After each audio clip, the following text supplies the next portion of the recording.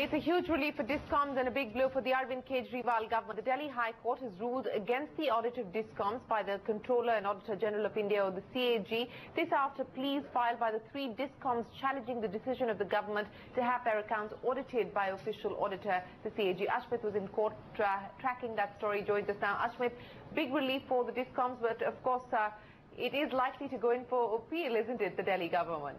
Well, indeed, that's the sense that one gets. But for now, definitely relief coming in for the DISCOMs. The Delhi High Court holding in very clear terms that as of now, there is no scope, there is no room for a CAG audit of these DISCOMs. Now, these concerns, of course, had began January 2014 when the AAP-led government, Delhi government, had sought to initiate a CAG probe. Of course, the DISCOMs had appealed before the Delhi High Court, arguing that these are private enterprises in play, that the controlling stake is with the private party and is hence beyond the scope of the CAG Act. The government has, of course, had sought to rebut these claims, arguing that DISCOMs are discharging public functions, that they have seen significant investment of funds by the government, that the government enjoys a 49% stake. But as of now, the Delhi High Court not making much of these arguments, holding that there is already an oversight mechanism in place by way of the DERC, that allowing the CAG at this point would only lead to redundancy, which is not the need of the hour. And on that count, of course, relief coming in for the DISCOMs. But of course, as you had pointed out initially, not the final chapter. One does get a sense that perhaps Apex Court is where one could see a further challenge to the Act. All right, joining us now is Praveer Sinha, the Managing Director and CEO of Tata Power at the Delhi Distribution Company. Praveer, appreciate you joining us, and Ashmit, hang in there. Your first reactions to the order that's coming from the Delhi High Court, and are you now bracing yourselves for an appeal? As far as we are concerned, we are a public service utility company, and we have always believed that that we work for the benefit of our consumers, and we are accountable to the Regulatory Commission. So the Electricity Act very clearly spells out that we need to be accountable to them, and we need to follow the law, which is that all our audit is actually carried out at the instance of the Regulatory Commission. And we believe that we have been providing very good service to our consumers, and our consumers are very satisfied. Mr. Sinha, sorry if I could interrupt you. As far as a layperson is concerned, this is what you're saying is a jurisdictional issue. It could be seen as a technicality. Yes, you are providing your numbers, etc., to the electricity regulator. But, the layperson would say that if all is kosher, then why wouldn't you want the CAG to audit your books? The law of the land is that under the Electricity Act, we need to be audited by the Regulatory Commission, and they do the audit every year. So that's what is important, and I think we need to follow the law of the land, and whatever the scrutiny or whatever the audit has to be done typically by the Regulatory Commission, and that's what is followed by everyone in the country.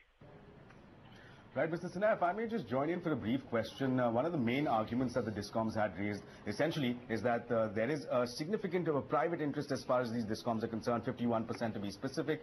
And that was the question, that this is perhaps beyond the scope of the CAG Act. I'm just reading out one excerpt from the operative part of the order. The Delhi High Court says that the words body or authority under the CAG Act are of wide amplitude.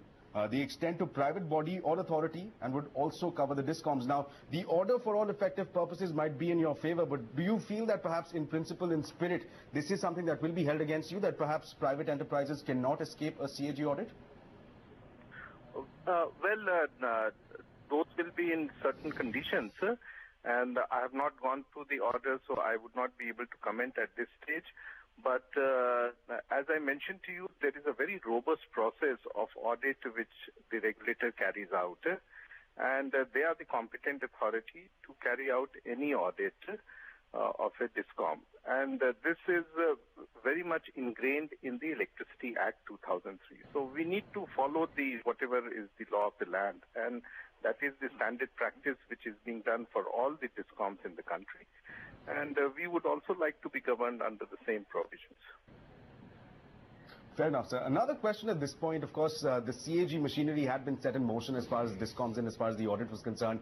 We've learned, of course, of reports of the draft report which had come out, which in fact had red flag concerns with respect to financial irregularities. So a quick question, today's order, of course, begs the question as to what happens of this draft order. How does this process go forward? And are you, of course, gearing up for perhaps another legal challenge in the Apex Court?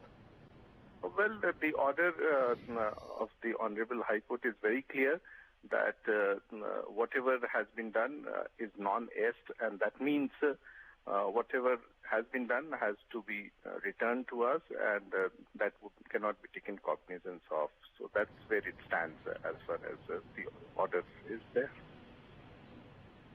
Right, Mr. Sinha, appreciate you joining us. So that was, of course, Mr. Praveer Sinha, the MD and CEO of Tata Discom from Delhi, holding now that, of course, the DERC does, in fact, have a robust oversight mechanism, and perhaps CAG audit is not the need of the hour. But, of course, it does beg the question as to whether or not the Delhi government will move forward, challenge it in the Apex Court. That does appear to be the likely scenario. I put my money on that, Ashmit. I would put my money on the fact that the Delhi government is going to appeal this order. But thanks very much for joining us with those details.